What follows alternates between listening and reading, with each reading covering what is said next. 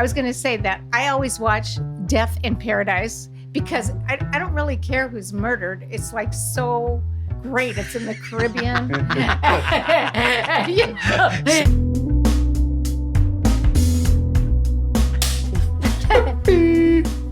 Hello. Welcome to What the Flicks podcast, episode 72. My name's Susan Ayers. Patty Smith. Lon Chima. Jorge Sanchez. Bob Nick Shields. So this week, I'm glad you came back. And this week we're going to, me. It's going to be my movie. It's not actually my movie, but okay. So I actually picked for the same reason that you saw that your movie, The Hitman, was Netflix like was 9, number one. Yeah, right. My movie had 1 star. So and that was like, that looks interesting. Okay, well, I'll mention one thing that I looked at your movie also on Rotten Tomatoes, 82% critics, they liked. 75 audience, they liked. So. Well, I watched it when it first came out and it did not. It was like, so I was like, first of all, I have to, okay, let's jump into this. I'll come back to my point. Then you know what I'm talking about. Be careful what you wish for comes to mind. It looks too good to be true. These are all cliches that go along with this particular movie. Ryan, who is Nick Stahl, escapes his problems by accepting an invitation from an old friend, Jack, who is Brian Grow. Both are to come and visit him in some exotic place. Mm-hmm. Latin American country, apparently. Yes. I thought we were in my country there for a second. Both are high-end chefs, but haven't seen each other for several years. Ryan is happy to visit Jack, as he is working in somewhere beautiful in South or Central America. It's not really specific. Okay, when he gets off the plane, he doesn't speak Spanish. He's trying to hitch a ride, and then he weighs around $10, and he goes, ride. But there's a guy over there. He's like a limo driver, right. And he's got a limo, and he's a chauffeur, and he has a sign. He goes, "Are you Mr. whatever his name is?" And he goes, Ryan. Yeah, because I'm here to give you a ride. So he takes the limo and the driver, and they go to this, I'm not kidding you, the most amazing place in the middle of the jungle, in the middle of, like they say, a rainforest, but it's more like a jungle rainforest. It's just kind of... Typical beautiful villa. It's like, yeah, it's amazing. Anyways, I was going to say that I always watch Death in Paradise because I don't really care who's murdered. It's like so... great. It's in the Caribbean. It's so beautiful. I feel like I've been in the Caribbean. So it was like so beautiful that I had to, that's why I kind of was a stamp that I sealed it. Jack, it turns out, works for this company that sends him all over the world to very exotic places once a month to prepare this high-end cuisine for very, very wealthy, discreet people. The company pays him several hundred... $350,000 in my mind for this thing. Gig. I know, nice gig. What If do you you remember about the movie? Per job. So Ryan, the guy who came to visit, Brian, is in huge trouble because he has huge gambling debts. They want to kill his mother. Excuse me. My voice is going in. They want to kill his mother. And he's kind of escaping it. But so he was like, okay, I don't want to give anything away. But Jack, about a third way through the movie, is kind of not in the movie anymore. And so Ryan realized... Who's Jack? Jack is actually the guy. I said Brian, but Brian's the actor who plays Jack. The original chef. He realizes that because Jack has told him, this is nothing is done. Nobody knows Jack, the chef.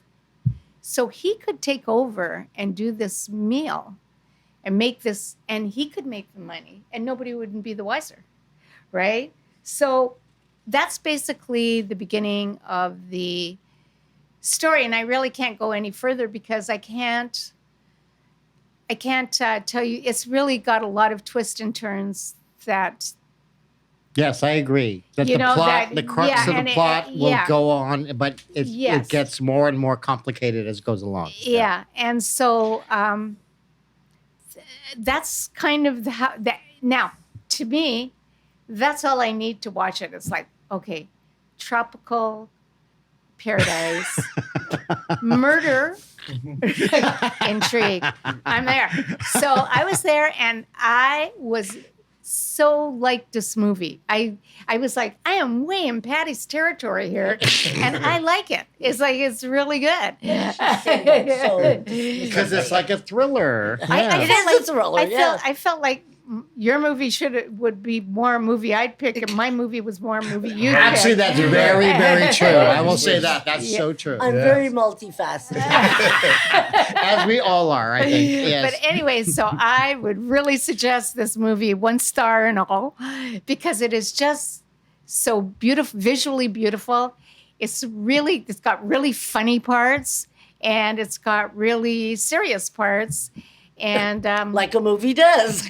and it has a great ending. So all the important points. You know, for as many horror movies I see, thriller movies, I gotta say this one caught me by surprise with the twist. Wow. Good for you. And I had a million of them lined up. You know, I'm always trying to figure out ahead of time. But so when he trades places, when Ryan traces. He doesn't trade places, he takes with over. the guy that's not around anymore. You think it's going to go there? That's where it's going to go, and he's going to muddle his way through. But you see a red herring comes into it, and a red herring comes in, and I got to tell you that blew me away. I was like, God, I didn't even think of that. I am slipping, right? So. And it's twists and turns of how he gets out of a situation. I've got to say, I really loved it. Did you really? Yes. Wow. Okay. Interesting. My take on the film was 5. yes, definitely that. But I have to say this, that I didn't know what I really didn't. I sort of read a little thing about the movie, so I thought this is going to be the last movie I watch because no, I do not want to watch this movie. Sure enough, okay, I put it on. You didn't like the subject matter. Exactly. Now, what happens though, I think that's fascinating is that, okay, like you said, you set it up perfectly. This is what's happening. What's going on really? What I liked immediately though, is I claim the soundtrack alone set it up because it makes you feel uncomfortable listening. That there's something wrong with the soundtrack in this movie, that there's something odd happening. I'll have to and notice it that. sets it up. I was going to make a point about that too. Because it's sort of like annoying or jarring or something when you listen to the soundtrack. Like it makes you anxious or something. That's the first thing I notice when I'm watching this movie. And then, of course, after half an hour or 40 minutes, whatever it is into it, okay, I'm turning it off. And I did that. I was like, okay, this sort of hit me in a certain way. And it's because what Susie has said, that we cannot go on more and talk about the movie because it will spoil it in a way. But what I did like is that it really does set it up as, in my opinion, the first half hour to 40 minutes. When you watch this movie, I didn't even see it as a drama. I did see it, or I saw it as a drama, not a thriller, as it was billed. Mm-hmm. Then it's like, okay, where's this going? And now I will just tell you right now that I just immediately figured out where it was going. And oddly enough, I was thinking about The Menu. Remember when we did that film with Ray Fiennes? Love that movie. It was the same kind of like, there's something ominous going to happen. That's all I can tell you right now, right? Mm-hmm. So then it's like, okay, but it was interesting enough to keep me to watching I said, I have to see how it ends. So of course I did. then it's like, did I really like this movie? And, not in the way you do. You know how you say it's like, was it entertaining? Like Mississippi Burning was entertaining to me because I don't care how bad or horrible people behave. I'm entertained by that because it's like, where are they going with this movie? Absolutely. And it goes through. I understand. This is a movie where it's like, okay, this is unnerving me because it's like, I think I know where it's going and I don't like where it's going to be. But what they do literally as far as the quote unquote thriller aspect, they actually do a good job, I think, to the end. Because even I had to say when I turned it off and I said, okay, I'm going to watch it now. From that end, I watched it to the end and it's like, okay, it sort of made sense in the same way. But see, this is the same feeling I had about George's movie, Iron Claw. It's like, I know where it's sort of going. Do I really want to watch this? It's like, well, it was still entertaining enough for me to watch it till the end. I will say this now, it's not going to be for everyone's taste. I say that literally now. If you are squeamish, do not watch this movie. And literally is a great word. But it still has a lot. I mean, again, I think you're right. The performances, Nick Stahl really is a good, solid performer in this movie. I am buying his character. I'm buying every situation he's put in from beginning to end, which really sort of surprised me. It's like, he's sort of the reason I watched the movie. His performance was that sort of intriguing that I thought, okay, I'm sticking with it. But the other people involved in it, I have to admit that Tamsin Topolowski, who plays Imogene, who's sort of like a woman who's like organizing, host, whatever. Yeah. She's sort of explaining everything that happens. Right. I love to see someone who's so in charge and so nonplussed. Like, she's almost emotionless. Professional, exactly. So professional that she's telling everyone, I mean, literally everyone she deals with, what to do. Then there was that other guy, Juan Carlos Messier, who plays sort of her assistant. He actually was oddly enough my favorite character, only in a bizarre way, because it's like, he was also very professional, emotionally detached from things. And I think that's what you saw this emotional detachment for certain things, because that's why Jack has a problem being in here. And that's why Ryan can actually step in only out of desperation. But my thing is, again, I'm watching the whole movie and then when it gets to the end, it's like, okay, I was perfectly satisfied with this ending of this movie, which is sort of rare for me when I watch movies now. And so that's what I said. I can't dismiss this movie as like, don't watch this, but it's not a movie I actually liked watching, as you would say, right? Yeah. But yet I did find it entertaining enough. Okay. Because once I got over one part, I thought, okay, I'm going with it. Then I thoroughly went with it. And I thought it was actually, I hate to say this, but probably out of all the movies, this is the one I was most intrigued by because it was sort of fascinating of this world. Because one thing Susie and I were talking about is the social commentary on this movie. Yeah. Because it is sort of fascinating to when you watch something like this. I always prefer things that are psychologically or socially interesting to me because, like, how do people react or how does society react to certain things? This is a movie that I think is such an individualistic thing that how you react to it, it's going to be different, but just be prepared. You can either be delighted by it or repulsed by it. But if you watch it, make up your own decision because this is such a unique movie, but it is not one I would highly, highly, highly recommend, but I cannot say not watch it. George? Okay. Yeah, actually, I really enjoyed it too. It was very suspenseful. That's what I say. It reminded me of it had a dryness to it, like with the dialogue. Very dry. Wasn't like it reminded me of like Body Double or like, is that Brian De Palma? Yes. Body Double is, yeah. Like a Brian De Palma kind Well, of that movie. was yeah. Where she's very dry, the dialogue, and just the suspense, what's going to happen, and it just builds and builds, and then and of course the scenery was amazing. The Corday in Colombia, the jungles and everything, and but you're right, it's hard to describe without giving away the story. But there's one thing in the movie. There's a character. Oh shoot! I gotta go back to my. Oh, which one?